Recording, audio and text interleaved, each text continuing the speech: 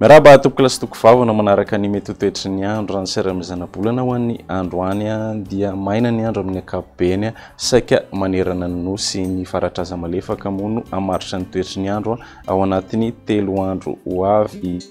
any kosa ny abaka amin'ny ankapobeny ho an'iny ilany afovoany andrefan'ny nosy iny raha ny maripana kosa dia tsy dia hisy fifanafiry ny maripana ambony ao anatiny 3 andro ho avy izay ny mety toetry ny andro an'ny rapitso maraina dia ho maina ny andro amin'ny ankapobeny saika manerana ny nosy raha andrahoana vitsy ny ilany avaratra atsinanana sy afovoany atsinanany nosy iny torak'izay koa ny atitany afovoany andrefan'ny nosy ibalika ny masoandro any amin'ny faritra sisa. Ny tolakandro kosa indray dia anorana tandrifondrahona arakotroka ny faritry melaka toy izay koa ny faritry Pongalava ary ny ilany andrefan'ny faritra Vakinankaratra mety mosimony orana tandrifondrahona vitsy amin'iny ilany andrefan'ny Analamanga sy ny faritra Itasy iny ny alina ary koa ny distriktan'ny Analalava sy ny any amin'ny faritra Ambanja iny ny any amin'ny kafa kosa indray dia ibalika hatrany ny masoandro ny maripana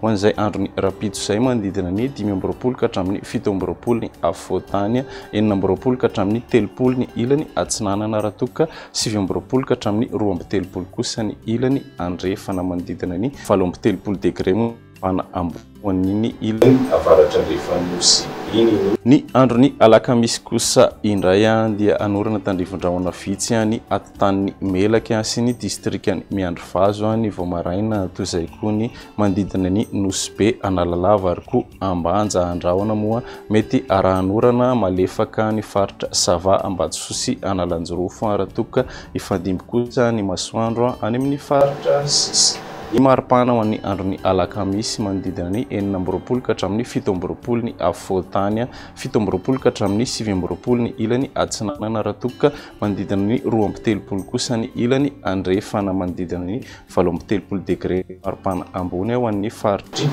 Betsiboka. Raha ny andro ny zoma kosa indray dia andrahoana vitsy ary mety arahanorana malefaka ny faritra Sava Ambatosoa sy Analanjorofo ifandimony andrahoana sy ny masoandro amin'ny faritra sisa ny tapany maraina mety isy kosa ny orana tandrifondrahona vitsy ny atitan'ny melaka Betsiboka ary koa Pongalava mety hitatra raty amin'ny ilany andrefan'ny faritra Vakinankaratra izany manodidina ny Ambanja sy Analalava ihany koa dia mety sisy ny orana tandrifondrahona vitsy ny alina ny ambany kosa dia hijanona ho maina atra. Ny maripana ho andro ny zoma manodidina ny 15 ka hatramin'ny 18 ny afovoantany 17 ka hatramin'ny 18 ny ilany atsinanana raha toka 13 ka hatramin'ny 20 kosa ny ilany andrefana 17 degré ny maripana ambony ho an'ny faritry Betsiboka.